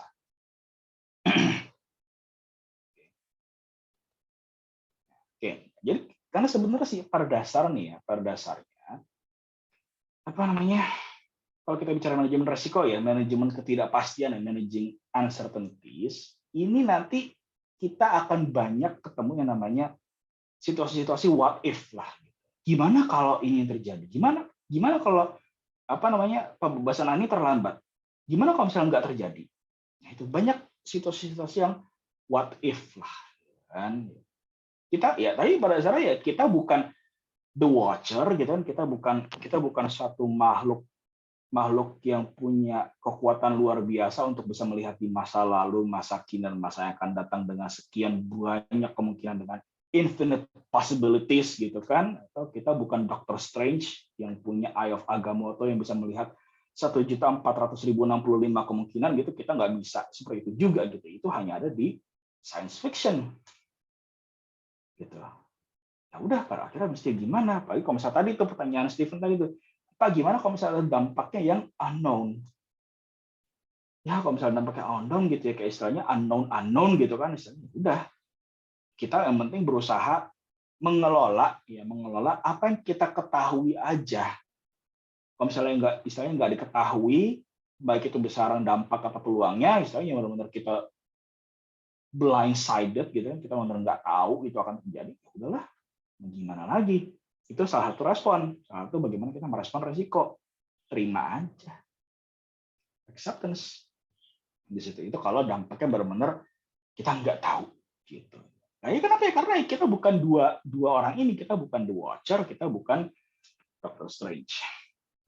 Dan di mana Doctor Strange pun juga ada banyak variannya gitu ya. Ada varian yang ana, varian yang itu, ada banyak variannya lagi. Karena dia juga cuma manusia di situ. Nah, oke. Tadi siapa yang pusing? Nah, ini obat pusingnya. Kita bikin latihan soal. Oke, nah contoh di sini ya. Contoh soal di sini. Ya. Biar nggak pusing, kita latihan. Ya. Nah, oke, ada fondasi dalam. Lagi-lagi nih, kasusnya mirip-mirip. Mas saya berikan angkanya dikit. Fondasi dalam, ada tiang panjang 12 milian, ada bor pump 14 milian. Nah, tapi ketika kita memilih untuk tiang panjang itu, ada 75% peluang tiang panjang menancap kedalaman desain. Nah, berarti berapa persen? Pertanyaannya adalah berapa persen nggak mencapai kedalaman desain? Berapa? 25%. Pintar. Nah, lalu nih ada borpal. Oke, ada kemungkinan 25% dinding tanah mengalami keruntuhan. Nah, berarti kalau misalnya berhasil sampai dicor, berapa persen peluangnya? Berapa di situ? 75% di situ. Oke, nah ini kita catat dulu ya. Kita catat dulu. Oke. Nah, kalau misalnya nih ya, kalau misalnya kedalaman di sana nggak tercapai gitu kan. Nah, kedalaman di sana nggak tercapai. Nah, berapa persen? Ada dua opsi lagi nih, ada dua kemungkinan pilihan perbaikan lagi. Yang pertama ada 50% menambah biaya 6 miliar. Nah, tindakan kedua, bongkar semua, ganti meter biaya, nambah biaya sebesar 16 miliar. Ini berapa persen peluangnya ini? Ini berapa persen? Kalau yang kedua ini berapa persen? Ini berapa persen? Nih, pilihan pertama ya, ada kemungkinan pertama ya, kemungkinan pertama itu gali dan cor sebagian, peluangnya 50%, nambah biaya 6 miliar. Kalau yang kedua ini berapa kemungkinannya berarti? 50% di situ. Nah, berarti ada 50% nambah sebesar 16 miliar di situ.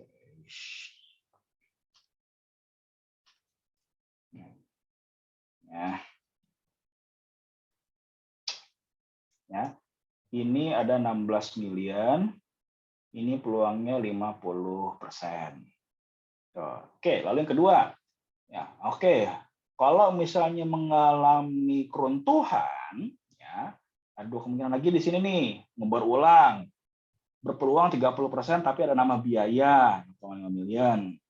Atau tindakan kedua nih, ya, bongkar semua, ya, lalu mengubah metode, sehingga di sini ada biaya tambahan sebesar 12,5 miliar. Situ, ya. Lalu peluangnya di sini berapa? 70%. Oke, ini yang kita ketahui ya sampai saat ini. Ini diketahuinya, diketahui ini. Ditanya berapa? Iya, berapa IMV? Ini berapa IMV-nya? Ini berapa IMV-nya? Ya, oke. Yuk kita sama-sama cari tahu di situ. Ya, kita buat lagi diagramnya. Oke, ini fondasi dalam. Oke, lalu ada apa di sini? Kotak. precision node ya. Oke, ini ada yang panjang. Ini ada 12 million $. Nah, ada chance node di sini. Bulat ya. Bulat. 75% peluang tiang panjang. Oke, di sini ada 75%. Lalu di sini ada 25%. Ya, mencapai kedalaman desain. Oke, ini done well lah ya, done well istilahnya. Done well. Berarti ada penambahan biaya enggak? Enggak ada. Plus 0 million. Nah, lalu kita tutup. Tutup sehingga di sini ada berapa? Ada 12 million di sini ya, 12 million di sini. Simpan di situ. Nah, lalu ada kedalaman di sini tidak tercapai. Oh, oke, ini berarti tidak tercapai di situ. Not done ya, not done di situ. Berapa Pak penambahan biayanya? Belum tahu karena masih ada peluang lagi di sini. Kita belum tahu berapa di situ. Kita belum tahu di sini nambahnya berapa, kita belum tahu. Karena masih ada dua kemungkinan lagi di situ. Kemungkinan pertama apa? Kemungkinan pertama nambah 50%. Di sini ada kemungkinan 50%. Yaitu apa tadi? Nah, gali dan cor sebagian ya. Oke, ini gali plus cor. Nambah berapa? Tadi 6 million di situ. Nah, lalu sini ada lagi 50%. Ya, ini apa nih? Bongkar ya. Bongkar habis. Bongkar plus ganti metode. Ini nambah berapa? Nambah 2 million tambah 14 million. Nah, yang ini berapa totalnya? Berapa jadinya? 12 million tambah 6. Ini berarti totalnya adalah 18. Ya, betul. 18 million. Kalau yang ini 12 tambah 2 tambah 14. Berapa tuh? 20? 24. 28. 28. 28. Oke, itu baru satu ya. Ada yang kurang? Enggak kan? Nggak ada. Oke, next option yaitu apa? Board file di sini. Board file. Semoga nggak board ya kalian ya. Bosen. 14 million. Oke, ada chance peluang 25% runtuh. Ini runtuh di sini nih, ini runtuh. Lalu di sini ada kemungkinan 75% apa berhasil ya kan? Oke gitu. Nah, berarti ini ada tambahan biaya nggak di sini? Nggak ada ya. Berarti ini yang bawah ini bisa kita tutup. Ya nggak cukup lagi. Oke, kita tutup. Ini berapa tadi totalnya? Ada 14 million dollar di situ ya, 14 di situ. Gimana ya? Nggak bisa kita tutup lagi. Kadang nggak apa-apa lah ya. Agak pusing-pusing dikit. Oke. Ini apakah ini berapa penambahannya? Kita belum tahu karena belum selesai. Ada chance lagi di sini ya, ada chance lagi di sini. Mana tadi tuh? Nah, ya. 30% ini apa? Oh, bor ulang ya. Bor ulang. Ini penambahannya berapa? 0,5. Nah, oke, ini berarti kita tutup di sini ada berapa totalnya? 14,5 ya, 14,5 million. Nah, lalu yang ini berapa sisanya? 10% ya. Ini wow, besar sekali pulang 70%. Untuk gali dan bongkar langsung aja lah ya, langsung aja. Berapa? 14,5 tambah 14,5 tambah 12, 26,5 million ya. Nah, kita hitung satu-satu di situ. Mana tadi kita pakai? Sekarang kita ganti warna. Oke, ini berapa nih? Berapa yang di sini nih ya? Berapa IMV di sini? IMV di sini berapa? 18 kali setengah. 9. Tambah 28 kali setengah. 14. 23. Ya. Nah, ini 23. Oke, ini kan 23 kan baru di sini nih. Di sini berapa IMV di sini nih? IMV di sini berapa? Ini 12 kali 3/4 berapa? 9. Tambah. Kali berapa yang 25% kali berapa nih? 23 atau kali berapa? Halo? Kali 23. Nah, 23 bagi 4 berapa? Berapa 23 bagi 4 berapa? 8. 5. 5,75. 5,75 berapa jadinya? 14,75. Ini IMV tiang panjang 14,75. Nah, tiang panjangnya aja nih IMV-nya udah lebih besar daripada bore pile-nya. Bore pile harganya. Ini kan bore pile belum kita hitung semuanya ya. Buat dalam itu tadi Siapa ya? dari kursi dia buat ngangkat. Oke. Ya, sama tadi. Ya, oke. Nah, itu kan baru berarti IMV untuk tiang panjang adalah IMV tiang panjang berapa tadi? 14,75 million dollar. Oke. Nah, lalu ke bore pile nih. Alah, bore pile ini perusahaannya yang enak banget. Ya adalah, kita kira-kira aja ya. Ini berapa nih? Ini 14,5 dikali 0,3 ya. Maaf nih, kecil banget tulisannya 14. Ah, saya itu aja lah, saya hapus. Ini apa saya hapus aja kali ya? Biar enak gitu. Ya, saya hapus aja ya.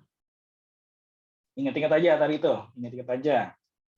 IMV yang panjang itu 14,75 million US dollar. Oke. Nah, kita lagi hitung dari bore pile ya. Bore pile berapa tadi bore pile?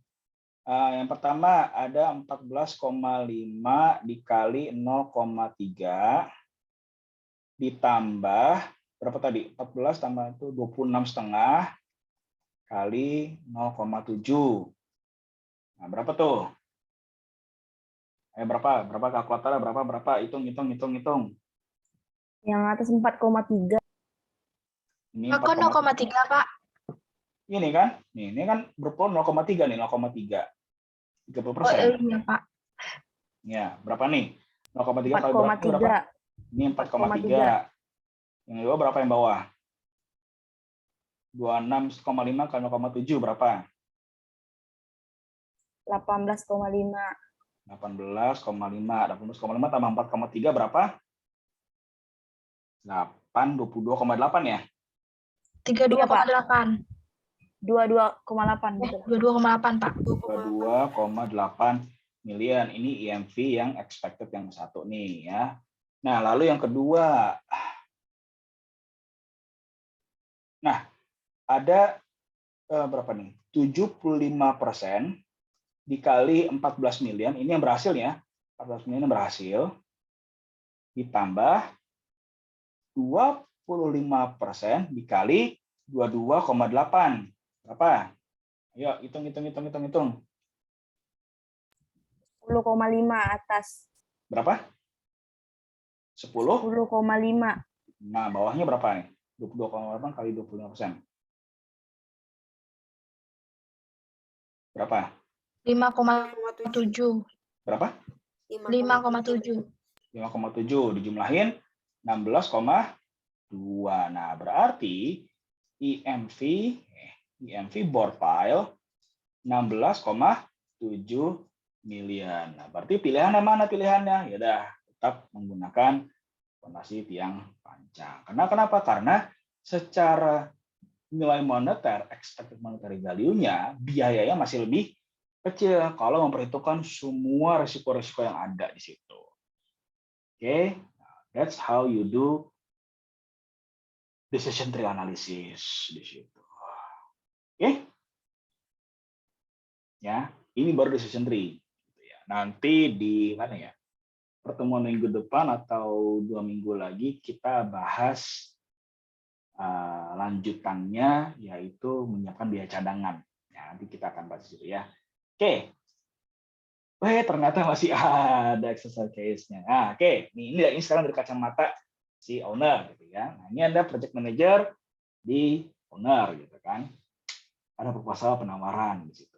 Ada portofolio-portofolionya yang kalian misalnya kontrak owner gitu kan lagi seleksi kontraktor mana yang bagus-bagus nih gitu. Nah, nih ya. Ini data-datanya nih. PTA ya menawar harga 24,5 miliar. Mereka punya pengalaman 20 prakonstruksi. Nah, dari 20 itu 5 mengalami keterlambatan. Ada pembengkakan biaya 20% dari harga segini. Lalu ada 4 proyek berhasil lebih cepat.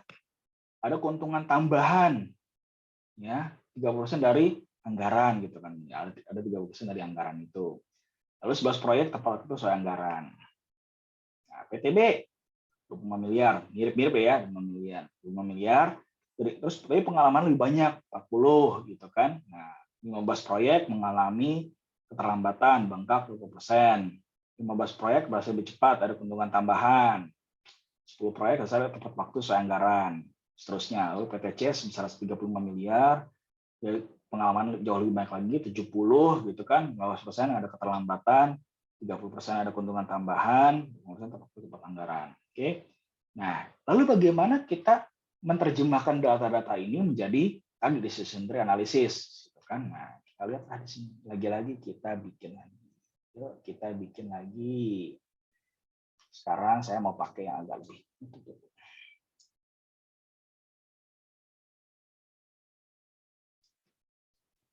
ya warnanya ya.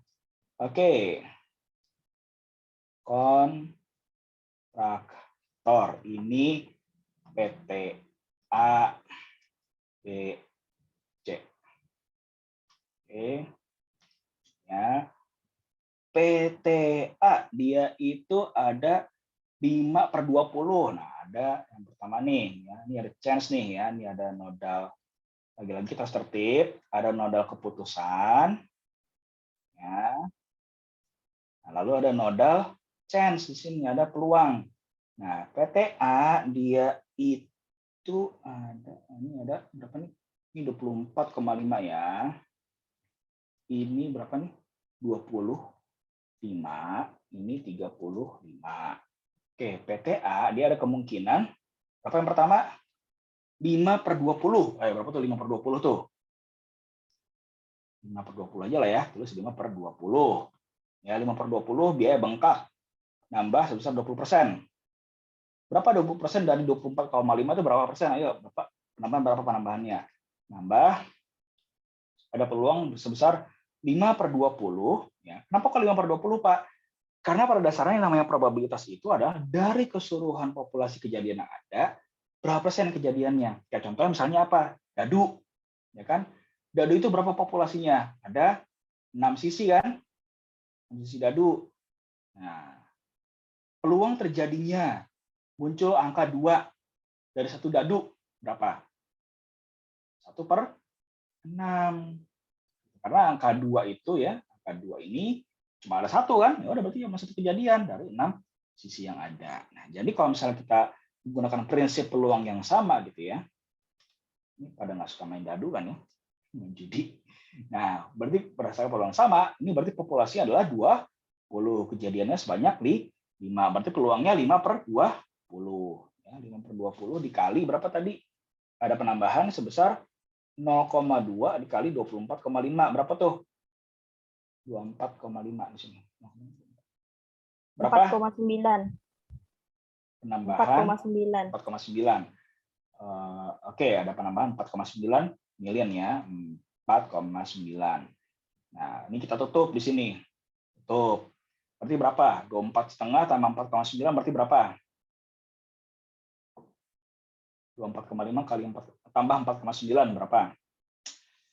29,4 million. Nah, itu ada peluangnya 5/20. Nah, tapi ada peluang 4/20 ya. 4/20 justru menghasilkan keuntungan tambahan, berarti mengurangi biaya, mengurangi biaya sebesar 30% dari 24,5. Berapa? 7,35. 7,35. Berarti berapa? 24,5 ke orang 7,35 berapa? Ya, berapa? Berapa? 17,15, Pak. 17,15. Oke. Lalu kemungkinan kedua di sini. Berapa? 11/20. Tepat waktu tepat biaya berarti plus 0 aja. Fix lah di sini berarti berapa tadi? 24,5 miliar. Berarti berapa IMV-nya di sini? Kita langsung aja hitung IMV-nya.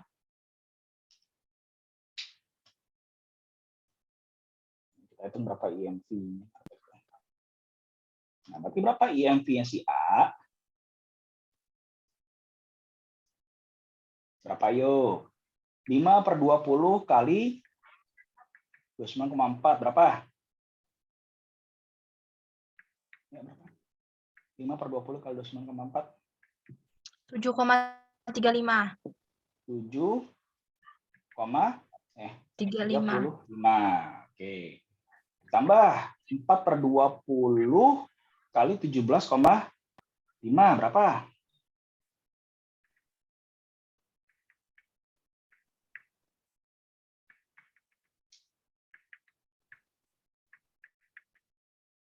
Berapa? 3,5. 3,5 ditambah 11/20 kali 24,5 berapa? 13,47. 13,47. 13,47 tambah 7,35 tambah 3, berapa tadi? 3,5, Pak. Ya, berapa? 24,32. Oke, 24,32 ya, beda tipis lah ya. Beda tipis yang A. Oke, itu berarti IMV yang A adalah 24,32 miliar di situ ya. Beda tipis ya dari nilainya mereka. Oke, lalu berapa yang B nih? Nah, yang B ayo hitung lagi. Coba berapa nih? Yang B berapa kemungkinan pertama? 15/40. Ini berapa nambah? 1,2 kali 5. Berapa? 5, Pak. Berarti di sini 30 miliar. Ini berapa? 15/40. Ini apa? Berkurang 0,25 kali 25 berapa? 1/4 bagi 25 berapa? 6,25. 6,25. Ini berarti berapa di sini? Laki-laki berapa? 25. Ditambahkan, Pak. Enggak dong, kan dia ada pengurangan biaya, kan ada menghasilkan keuntungan tambahan. Oh iya, Dikurang. Berapa dikurang?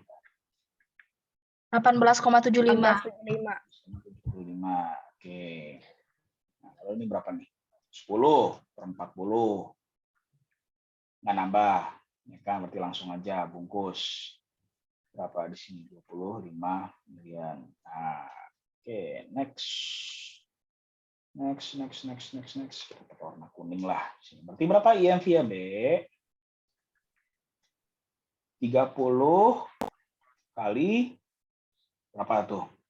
15/40 berapa? 30 kali 15/40 berapa? Ayo. 11,25. 11,25. 11,25. Ya. 15/40 kali 30. Nah, sekarang 15/40 lagi dikali 18,75 berapa? 7,03, Pak. Terus ini kali ini berapa? 6,25. Berarti 11,25 tambah 7,03 tambah 6,25 berapa IMV Bre?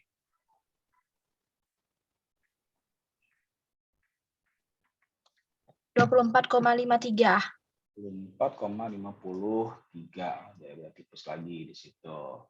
Ya ada yang C kan hitung sendiri lah ya, udah nggak cukup ini, udah nggak cukup itunya. Oke, silakan yang C hitung sendiri lalu kasih tahu saya pilih yang mana untuk yang case 2 ini. Oke.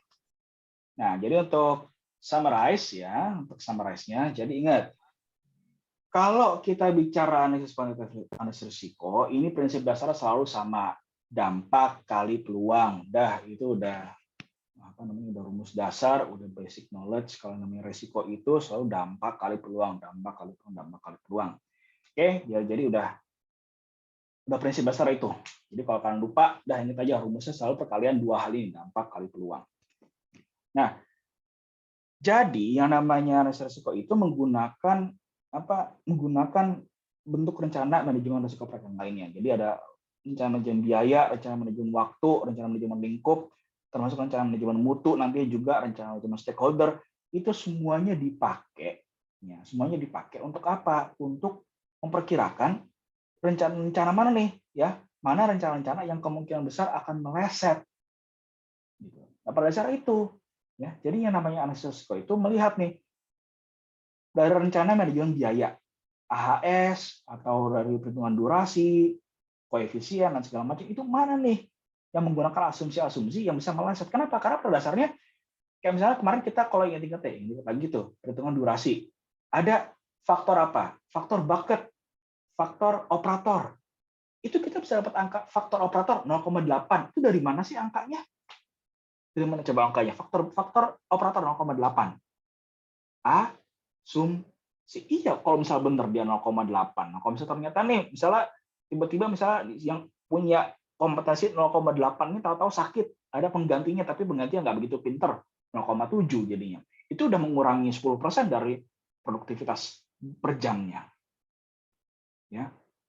Produktivitas per jam berkurang 10%, per hari berarti berkurang berapa persen lagi? Per hari, per minggu jadi berapa persen lagi? Nah, itu akhirnya menimbulkan delay. Itu baru ada satu aktivitas dari satu hari. Ya. Gitu. Kalau misalnya dikumpulin itu semua akhirnya jadi banyak, nah, delay-nya bisa numpuk-numpuk, akhirnya jadi malah gede delay-nya kan. Nah, itu tadi. Pada dasarnya manajemen risiko itu akan menilai, mengakses dari semua rencana manajemen proyek yang lainnya itu untuk melihat mana nih yang bisa meleset, mana yang perlu diperbaiki, di fine tuning, dan mana yang perlu menyediakan rencana cadangan. Gitu. Nah, rencana cadangan itulah yang namanya respon risiko. Nah, perencanaan respon risiko itu nanti ya harus appropriate, harus sesuai dengan besaran risiko yang mungkin akan terjadi. Gitu. Nah, jadi jangan sampai istilahnya mau nepok lalat tapi pakai flamethrower gitu loh, pakai penyembur api. Yang terjadi malah apa? Satu rumah angus, cuma gara-gara satu lalat, cuma gara-gara pengen membasmi satu lalat gitu. Ya? Istilahnya karena respon yang berlebihan, yang rusak malah semuanya. Gitu loh. Oke? Nah, oke. Sampai sini ada yang tanyakan?